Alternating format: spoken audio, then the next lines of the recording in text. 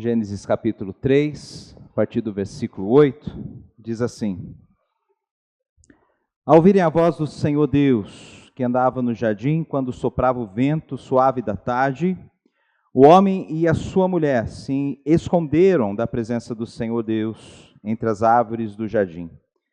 E o Senhor Deus chamou o homem e lhe perguntou: Onde você está? Ele respondeu: Ouvi a tua voz no jardim, e porque estava nu, tive medo e me escondi. Deus perguntou: Quem lhe disse que você estava nu? Você comeu da árvore da qual ordenei que não comesse?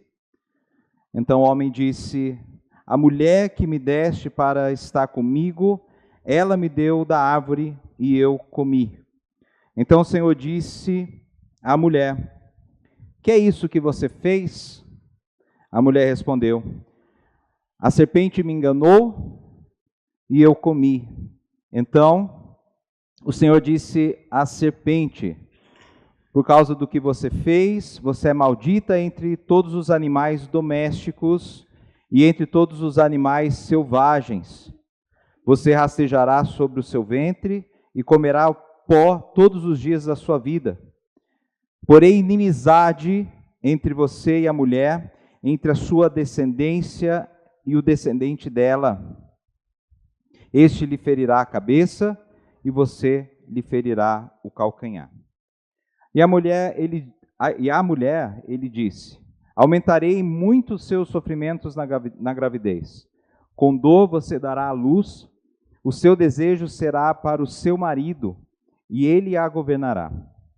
E a Adão disse: Por ter dado ouvidos à voz da sua mulher, e comido da árvore que eu havia ordenado que não comesse, maldita é a terra por sua causa.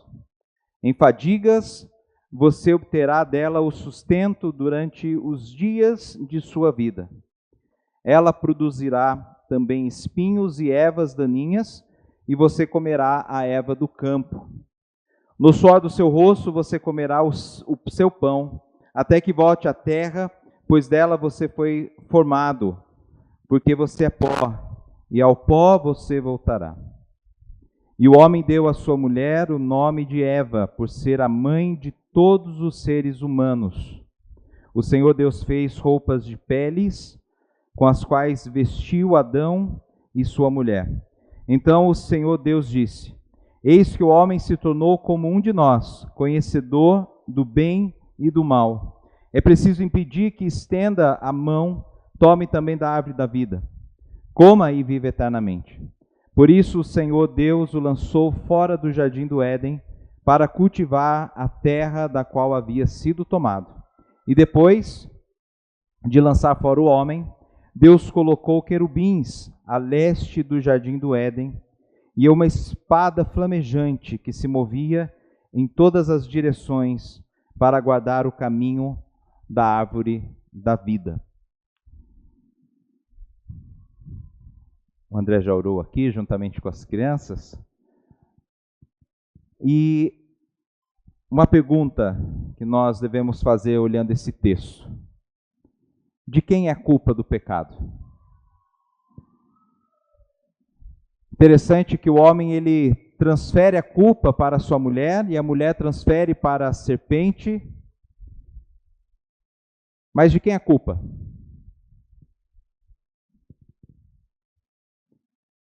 Até pus aqui na minha introdução. Garçom, chama o gerente. É assim que a gente faz, né? Quando alguma coisa está errada no restaurante, quando você achou um bichinho indesejável no alface, uma larvinha no alface, ou qualquer outra coisa semelhante a essa, você chama quem? O gerente. Garçom, chama o gerente, né? E o homem tem desde o Éden essa prerrogativa de ser o gerente. O homem é o gerente que Deus constituiu para gerenciar o Éden, o jardim do Éden. Né? Yahvé Elohim é conhecedor de tudo, ele é onisciente, ele é justo, ele é aplicador da sua justiça. E o homem, ao ser indagado, ele transfere a culpa a quem é um com ele, a mulher. E dentro dessa ideia nós podemos tirar várias lições dentro desse episódio entre o casal e Deus no Jardim do Éden, juntamente com a serpente, né? Primeiro que a lição que nós tiramos, e aqui eu só estou na introdução, tá, irmãos? Primeira lição que nós tiramos é que o homem é o líder escolhido. Deus chamou o homem para liderar. Segundo, isso está no capítulo 2, versículo 8, se você quiser conferir, fica à vontade. Segundo, o homem foi o transmissor da ordem dada por Deus.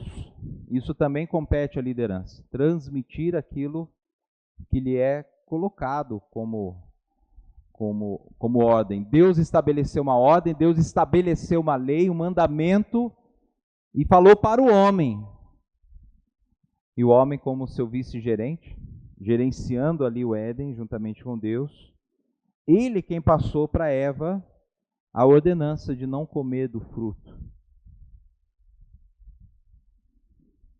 Depois também podemos tirar a lição que foi atribuída ao vice-gerente o cuidado de todo o ecossistema que Deus tinha criado.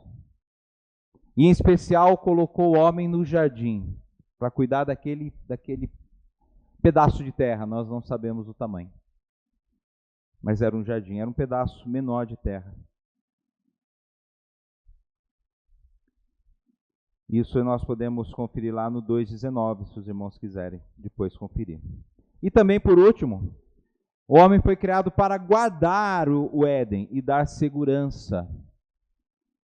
Uma outra atribuição do homem como líder.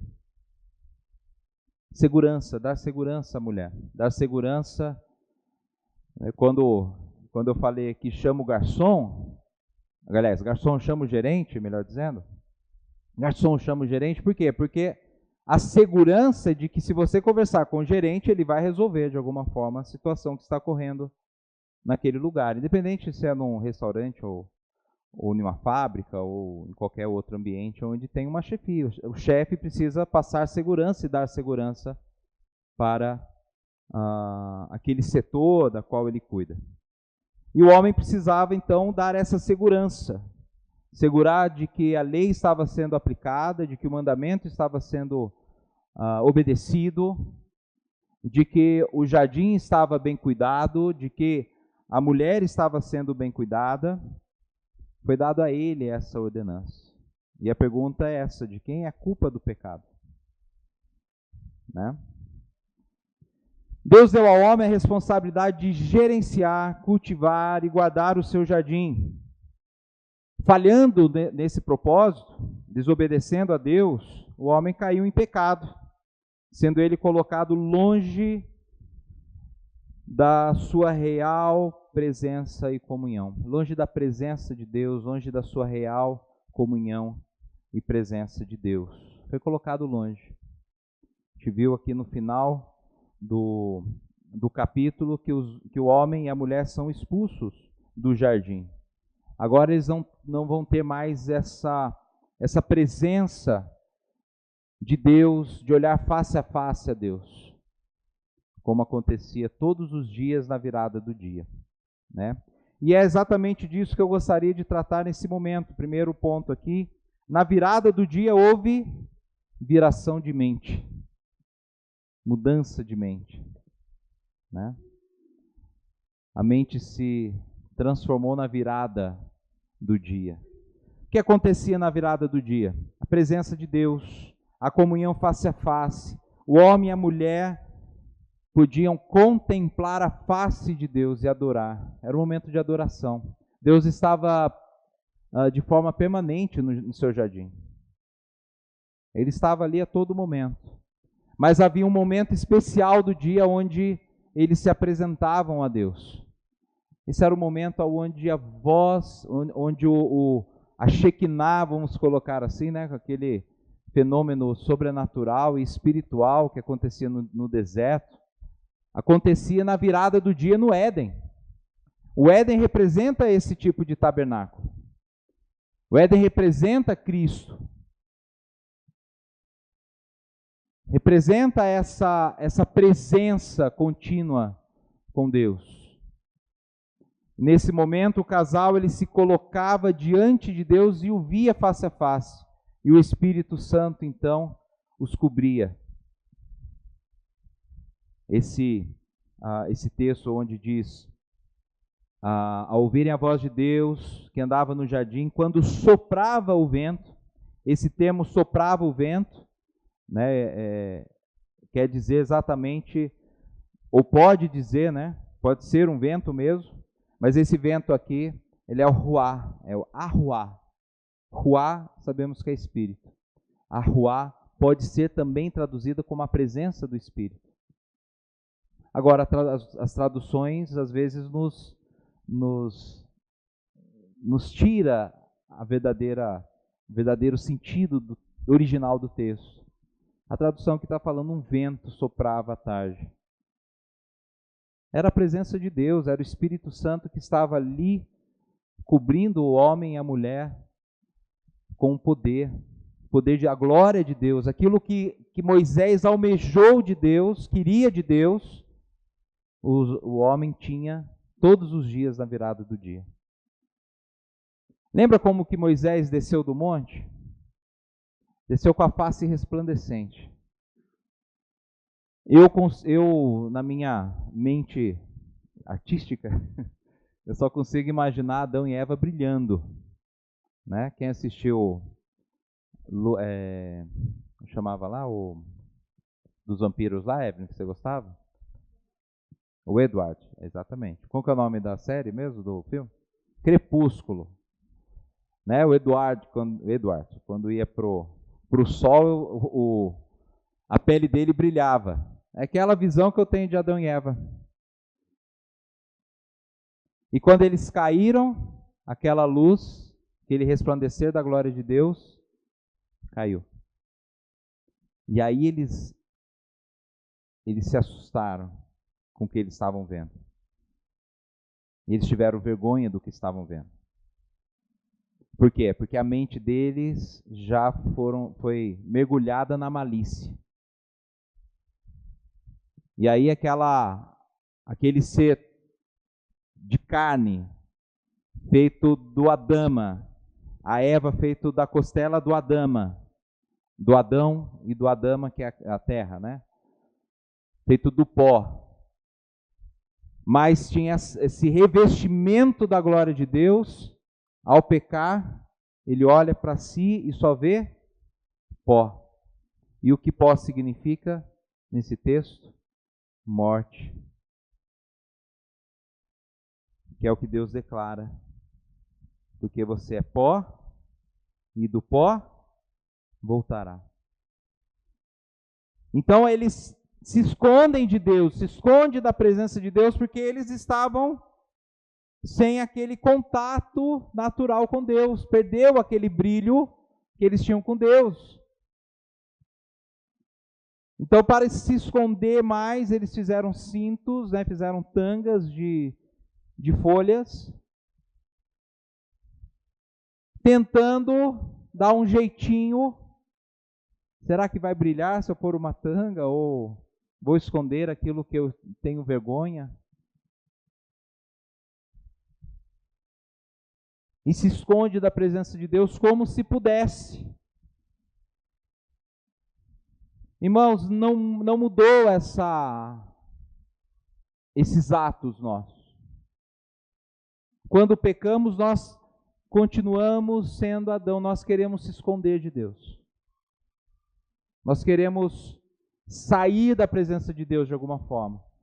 Nós queremos achar um canto atrás de uma parede, um quarto com a luz apagada, debaixo do cobertor, como se isso fosse resolver a situação. Mas olha, é Deus quem chama para a conversa. E aí eu vou lembrar do quadro, da parte da Capela Sistina, né? Que quando nós vimos, quando nós conhecemos isso, a gente achamos que é um quadro. Não é um quadro, é um afresco em cima do teto da Capela Sistina. E dentre esse afresco há uma parte lá que está a criação do homem. E naquele quadro é Deus quem tenta alcançar o homem, faz todo o esforço para alcançar o homem. É apenas uma ideia que Michelangelo teve. O homem sossegado, né, na sua passividade, relaxado. Ele está com o dedo assim meio que quase não querendo, né? Mas é Deus quem está buscando. Dessa mesma forma, Deus faz aqui também. Ele busca o homem. O Senhor Deus chamou o homem e lhe perguntou: onde você está? Não porque Deus não sabia, mas porque Ele queria que o homem caísse em si. Olha, era para você se apresentar aqui, você não se apresentou. Onde você está? É uma chamada de atenção. É uma prova, querer prová-lo.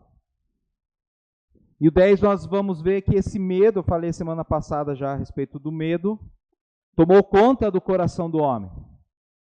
Foi um momento posterior à queda, o homem se vê desprotegido, fora da comunhão de Deus, sem o brilho de Deus, sem o brilho da presença de Deus. Então ele recua com medo. Medo do quê?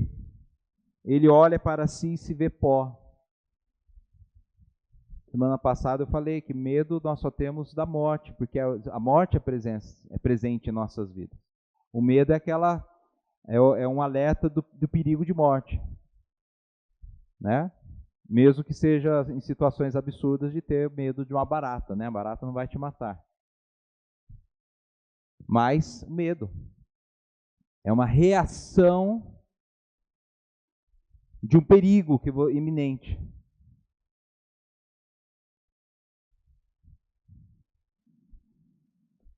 Versículo 12, então, 12 e 13, nós vamos ver a grande desculpa. É o segundo ponto aqui, a transferência de culpa. Versículo 12, ao ser indagado pelo Senhor, o homem transfere a culpa para quem? Para a mulher. Transferência de culpa, não assumir a culpa. Nós somos craques em fazer isso. O ser humano é craque em fazer isso e não assumir a culpa. Hoje eu derramei leite no fogão, refreei que eu queria culpar a Giovana. A Giovana queria o leite um pouquinho mais quente do que eu. Eu tirei o leite antes, deixei o leite lá e deixei, né? A Evelyn, caiu aqui. A primeira reação minha foi achar alguém para culpar. Quem que deixou lá a leiteira no fogo? Quem que tinha que vigiar? Né? Coisas simples assim. Mas aqui está o grande pecado e queda do ser humano. Transfere a culpa. A mulher que me deste para estar comigo, ela me deu da árvore e eu comi. A culpa foi dela, não foi minha. Versículo 13. Então o Senhor disse à mulher, né? Que é isso que você fez? A mulher respondeu: a serpente me enganou e eu comi.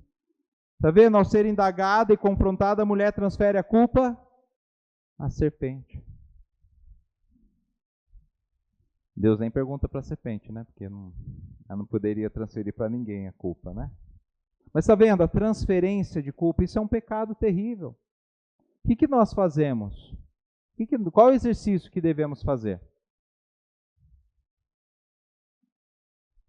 Qual é o exercício que devemos fazer? Primeiro, não julgar o outro, não colocar no outro a culpa, analisar a situação e ver qual foi a situação da sua culpa. O que você tem naquela situação. Olhar para você. Primeira coisa, nós devemos fazer isso. Olha lá, Mateus capítulo 7. Mateus capítulo 7. Versículo. Deixa eu ver o versículo aqui.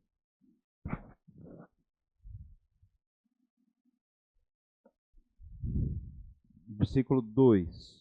Versículo de 1 para frente, vamos lá. Não julguem para que vocês não sejam julgados, pois com o critério com que vocês julgarem, vocês serão julgados. Com a medida com que vocês tiverem medido, vocês também serão medidos.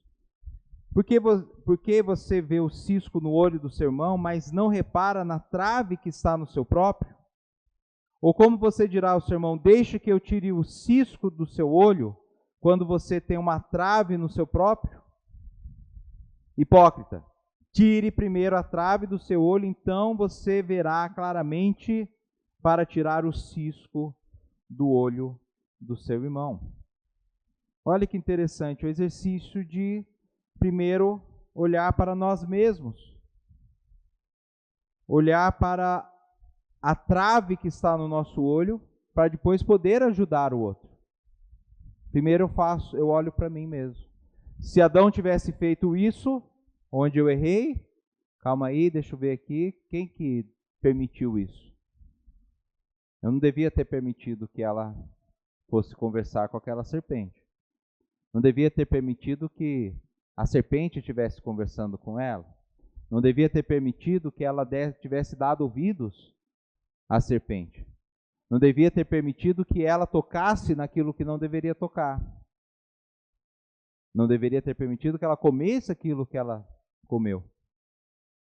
Pastor, mas como que ele ia impedir se ele não estava lá? Eu já mostrei semana passada que ele estava junto. A mulher comeu e deu. É um movimento assim, ó, comi e deu. Estava do lado. Pior, ele foi passivo em tudo. Estava cochilando?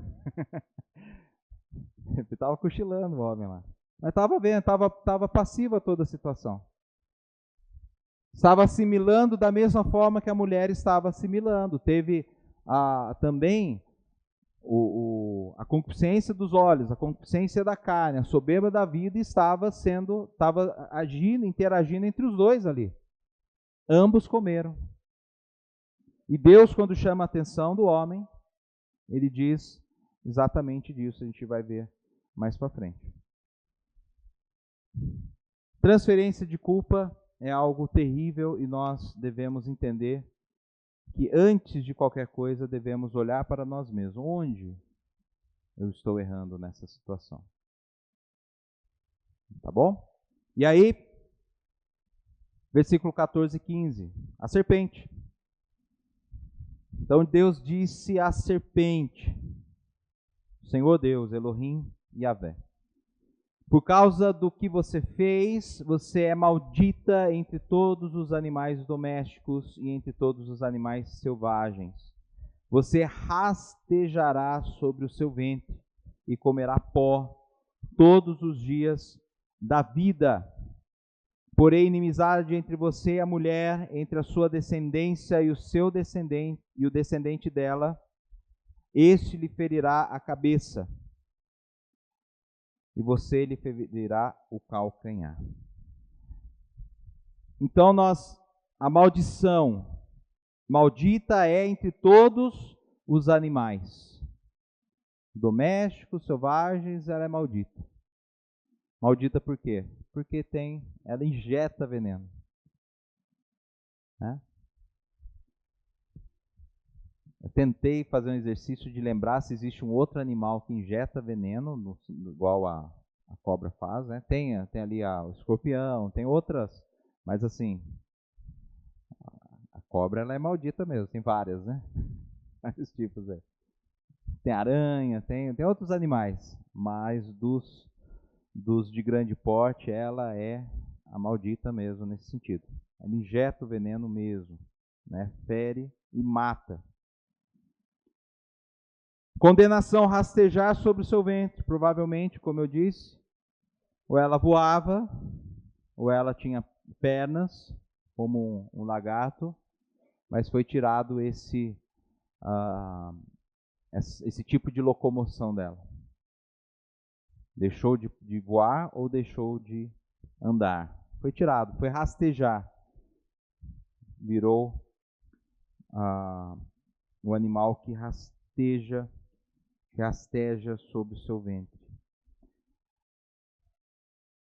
Uma outra maldição no versículo 15: inimizade com o homem. Também será maldito do homem. Porém, inimizade entre você e a mulher, entre a sua descendência e o descendente dela, a descendente da cobra e o descendente da mulher, a humanidade e a serpente. Este lhe ferirá a cabeça e você lhe ferirá o calcanhar. Irmãos, aqui no relato, olhando para a ideia da teologia bíblica, o texto, de fato, ele não vai apontar categoricamente isso, mas esse versículo é usado como apontamento do descendente da mulher, porque fala o descendente da mulher. Fala os seus descendentes, os descendentes da cobra, e o descendente da mulher. Né? E esse o descendente, na teologia nós entendemos que é a figura de Cristo, aponta para Cristo. E a descendência da serpente é o poder maligno no mundo. Jesus, né, ao morrer na cruz, ele quebra essa cadeia de morte causada pelo mal que a serpente introduziu na humanidade. Ele quebra, ele esmaga. E ele toma a chave para si da morte. Agora é ele que tem o poder da morte. Ele tem o poder de julgar, ou melhor, de resgatar aquele a quem ele não quer que morra eternamente. Jesus tem esse poder nas mãos. Né? Esse é o poder da redenção. E a mulher, versículo 16. A mulher, ele disse: aumentarei muito seus sofrimentos na gravidez. Com dor você dará à luz filhos, e o seu desejo será para o seu marido, e ele a governará. Então a mulher, a maldição, aumento das dores no parto. Ah, pastor, mas tem a anestesia. O que a anestesia faz? Ela te engana, mas a dor você continua ali. Você está tendo dor, você só não está sabendo que está tendo dor, mas a dor está ali. Que a dor é um sentido. Ele corta apenas esse sentido da dor. Mas não deixou de reagir, o corpo não deixou de reagir com o sofrimento. Ele foi penalizado por conta disso. Aumento das dores no parto. Maldição que recaiu sobre a mulher. E a condenação? O desejo de liderança em oposição ao homem. Terá desejo de governo sobre o marido, mas o marido a dominará. Essa é a tradução literal do versículo. Não é desejo sexual, mas é a questão do governo. A mulher, ela vai querer o governo, e o marido é quem vai dominar. E, irmãos, não tentem burlar essa regra. Deixa a coisa natural do jeito que Deus, quando na queda, estabeleceu para o homem e para a mulher. O homem está dando espaço da liderança porque ele está sendo pacífico, ele não está reagindo com a segurança, com aquilo com a liderança que ele deveria assumir. A mulher vai ocupar esses espaços. Mas isso não é bom para o casamento. Melhor a mulher dar um jeito de que o marido lidere. De que a resposta venha sempre do líder da casa. Ajude o seu marido. é melhor do que você tomar o lugar do seu marido. Dê condições, ofereça a ele, empurre ele, dá um jeitinho para que ele faça o dever de marido, de homem do lar. Não queira assumir as responsabilidades do marido, do pai, do pagador dos impostos, das receitas. Deixa o marido fazer essas coisas. Deixa o marido cuidar, deixa o marido fazer. Isso é a mulher sábia de Provérbios 14. A mulher sábia edifica o lar, mas a tola com as suas próprias mãos a destrói. O que é a mulher tola? Aquela que quer ir contra aquilo que Deus colocou. Isso é tolice. Se Deus fez dessa forma, mantenha isso. Deixa que as coisas concorram desse jeito. Não vai assumir o papel no lar, aquele papel que é do marido. Ajude, mostre, mas as mulheres sabem como fazer isso. As mulheres sabem como fazer. Como está faltando aqui, deixa eu dar um jeitinho aqui para que o meu marido mostre para o meu marido que ele deve fazer aquilo, Então, façam dessa forma e o lar vai ser bem sucedido. Amém? Amém? Amém. Glória a Deus. E aí nós vimos o que Deus falou à serpente, o que Deus falou à mulher, a craseado. E agora, o que Deus vai falar à terra, a craseado. Para a terra. O que Deus vai falar à terra? Por que a terra, pastor? Da onde que veio a terra aqui? Vamos ver. Versículos 17 a 19. E Adão disse, por ter dado ouvidos à voz de sua mulher e comido da árvore que havia ordenado que não comesse, maldito é você não? Como é que está aí? Maldita é a terra por sua causa. Está vendo a encrenca aqui? Não? Maldita é a terra por sua casa. Em fadigas você obterá dela o sustento durante os dias de sua vida. Ela produzirá também espinhos e ervas daninhas, e você comerá a erva do campo. No suor do seu rosto você comerá o seu pão, até que volte à terra, pois dela você foi formado. Porque você é pó, e ao pó voltará.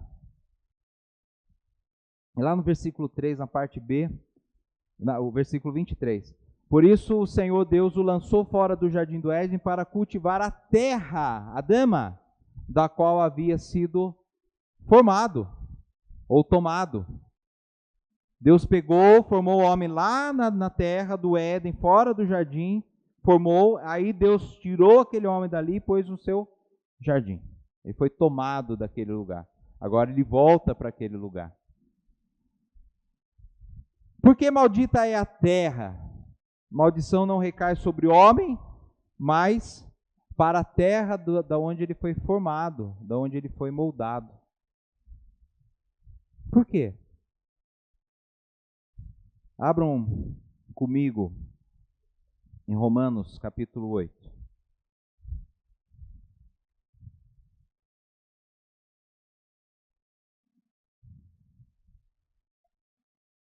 Eu já li algumas vezes esses versículos para os irmãos.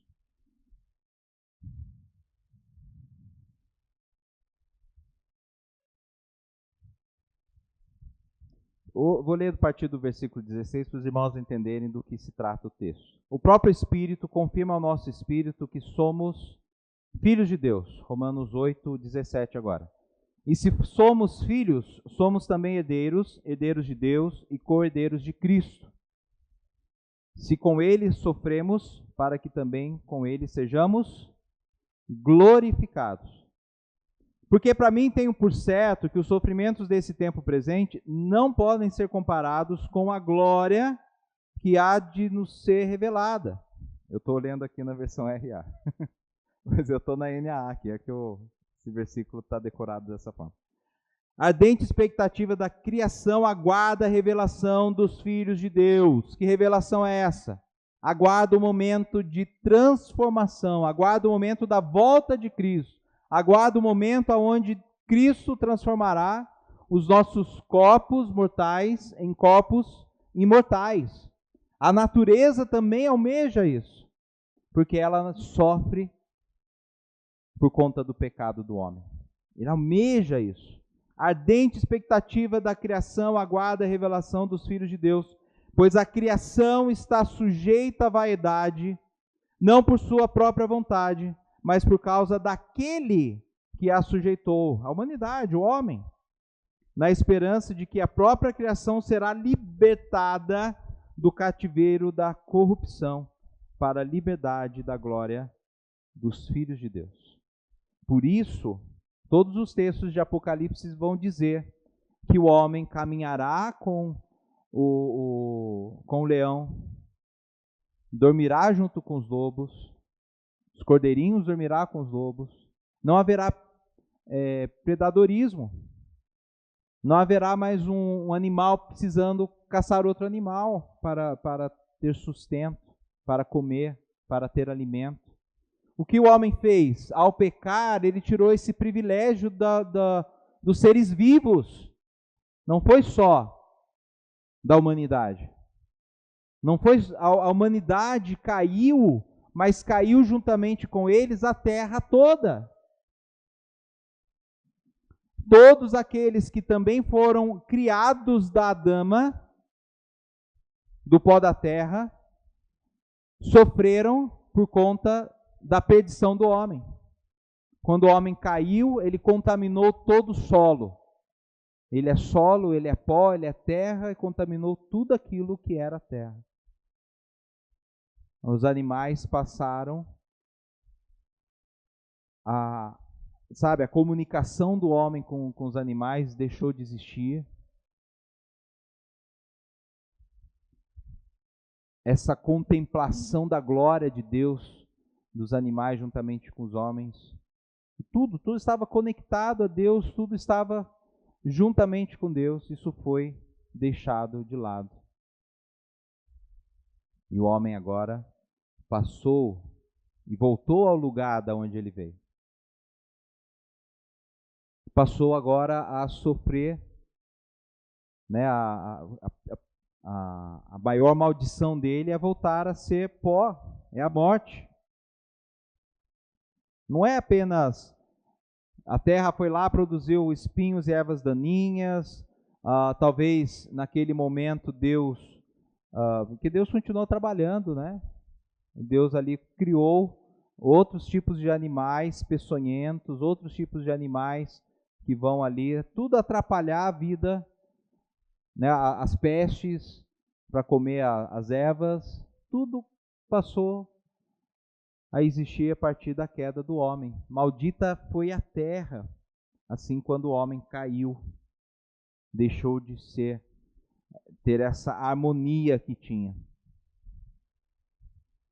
E o homem já trabalhava, a maldição não foi o trabalho, a maldição foi a pena de você precisar com suor do rosto, com muito esforço, tirar o pão, produzir ali da terra o seu alimento. Não foi só para o homem não, foi para os animais também. Começou ali a ter essa dificuldade de obter alimento. Os animais também eram herbívoros, né? Mas em algum dado momento, alguns acreditam que é pós-dilúvio, os animais começaram com predadorismo pela falta de alimento. Porque ainda, mesmo com a maldição do homem, aquele ecossistema ainda era sem chuva, ainda estavam ali debaixo de uma estufa, então um ambiente muito favorável para as plantas crescerem, para o alimento. Foi sofrimento, mas piorou, foi piorando, né? Foi piorando. E após o dilúvio, aí piorou de vez mesmo. Muito bem. Resultado amargo da queda, dos versículos 20 a 24. 20, o Senhor, o 20, né? O homem deu à sua mulher o nome de Eva, por ser mãe de todos os seres humanos. E que interessante esse versículo. Nós aprendemos aí no design natural, né, pelo Dr. Adalto Lourenço.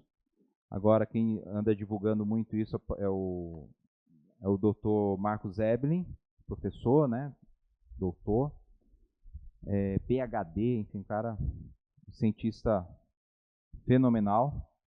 Ele vai falar sobre a Eva, coloquei aqui, mitocondrial. O que é isso? Que no DNA do ser humano, eles descobriram ali daquela codificação do DNA, né, um código dentro desse DNA que é chamado de Eva mitocondrial. O que é isso? Quer dizer que todas as mulheres vieram de uma mulher somente. Por isso que eles colocaram o nome de Eva. Porque todas as mulheres, todos os homens, todos os seres humanos vieram de uma mesma mulher. É um código que tem no DNA de todo mundo. É o mesmo código. Todos os seres humanos têm o mesmo código.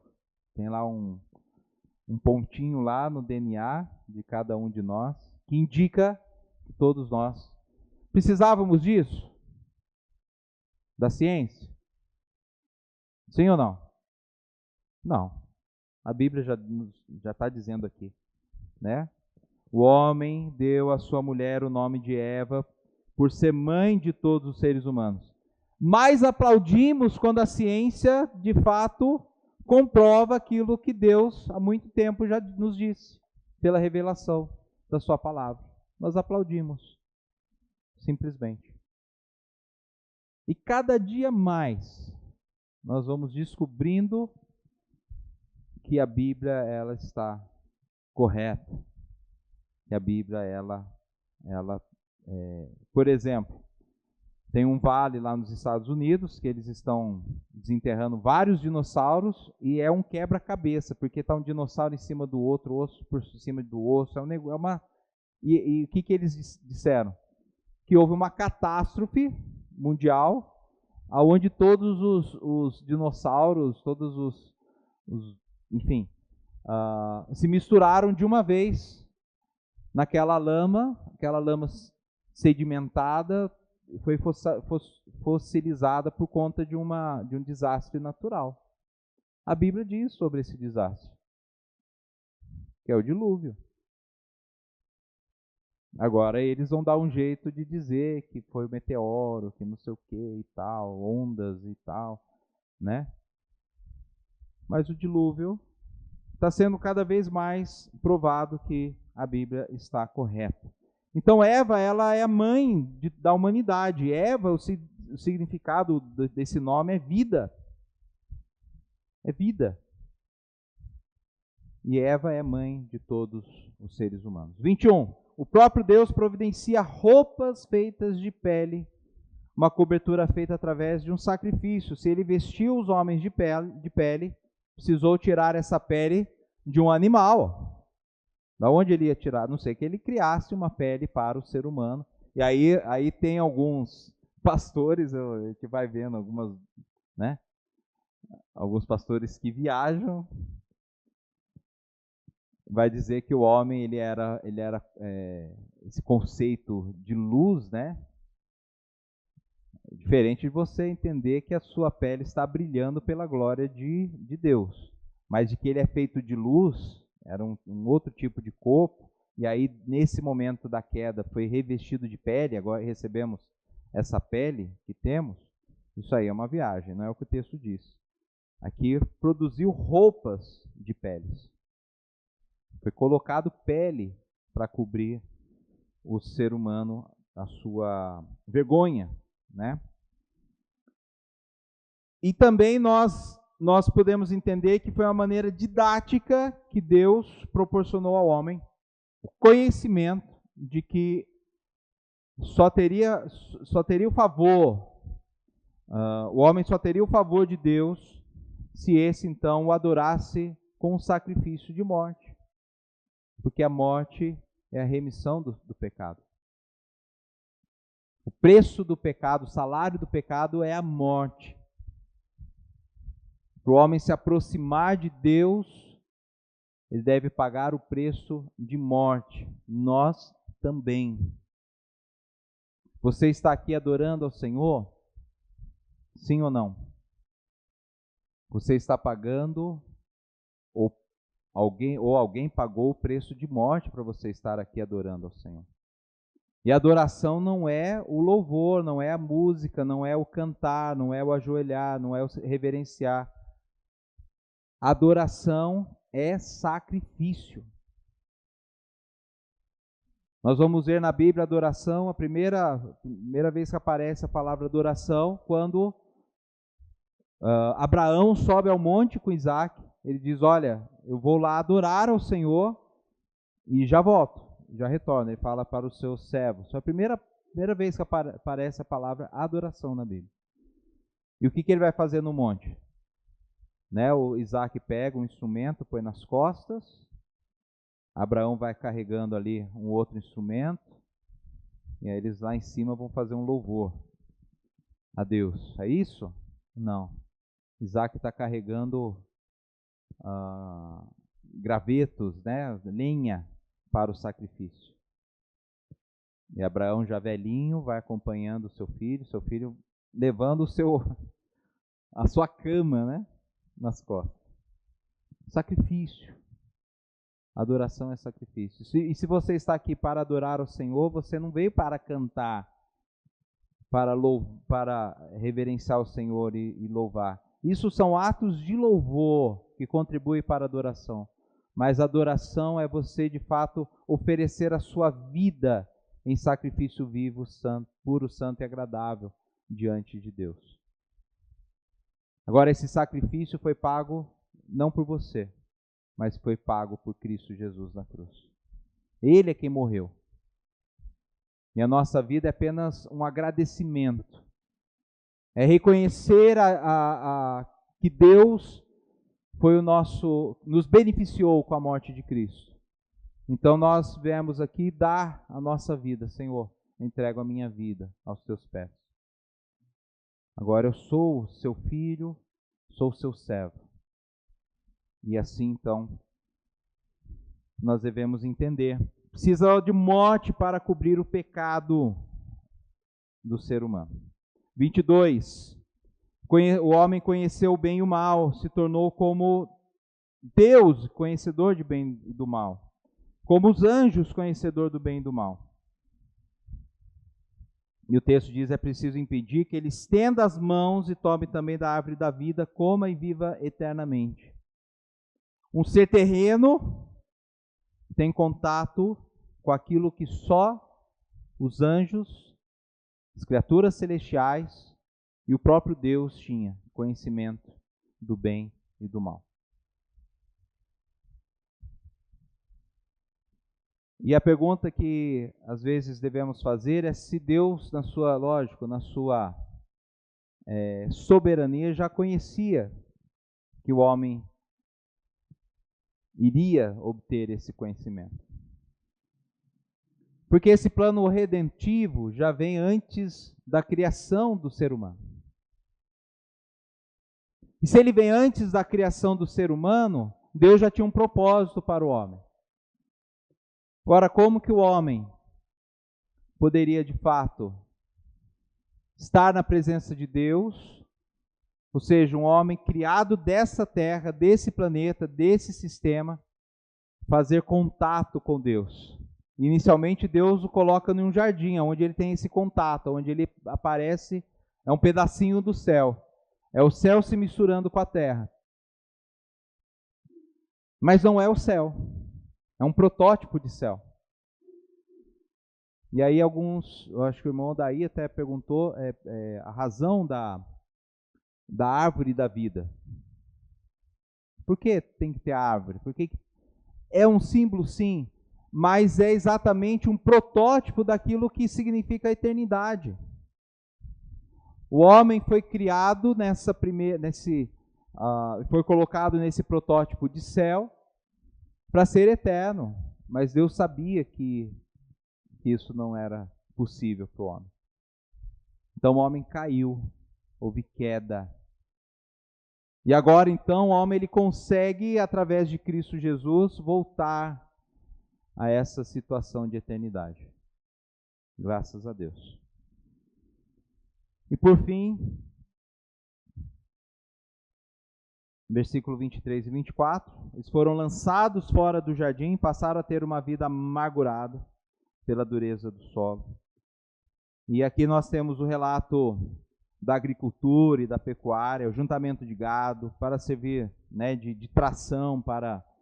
Irmãos, o homem ele foi feito, ele tinha esse homem, né, Adão, até o dilúvio, o homem ele foi crescendo em conhecimento, em tecnologia, ele foi crescendo, seus conhecimentos foram sendo ampliados.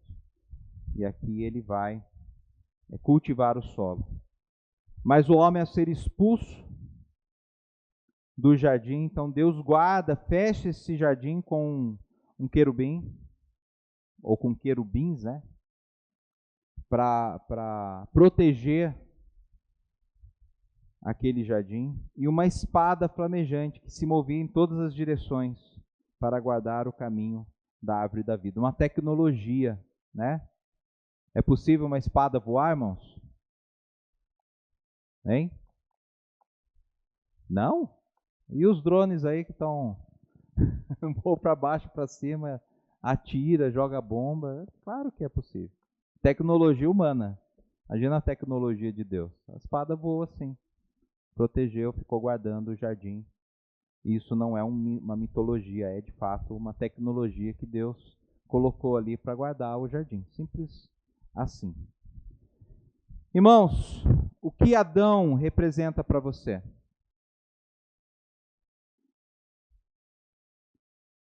O que Adão representa para você? Alguns vão dizer assim, se eu visse Adão, ia pegar ele na... Não, irmãos. Adão representa você. Todos nós somos Adão. Todos nós, se você estivesse lá, você pode ter certeza. Se não fosse fazer coisa pior. Eva, não toca aí, deixa que eu como. Comer na frente da Eva. Não sei. Irmãos, Adão, ele nos representa. Somos nós. Seres humanos caídos. Quando olharmos para Adão, veja a sua natureza nele. É você ali pecando. Todo ser humano que olha para Adão e se coloca no lugar de Adão, sendo você Adão, vai entender a necessidade de um redentor. Vai entender que você precisa de um Salvador. Vai entender que você precisa do último Adão, alguém que complete a obra. Nós vamos ver a ânsia desse primeiro casal ao gerar filhos. Eles vão gerando filhos e filhas, e Eva vai colocando nome nesses filhos. Caim é a esperança, Sete é a ideia do descendente, alguém semelhante a Adão, e eles estão na esperança de que se nasça ali o descendente que esmagaria o poder da morte, que está sobre a serpente, caiu sobre a serpente, o poder da morte, o poder que está na mão de Satanás, está na mão do diabo.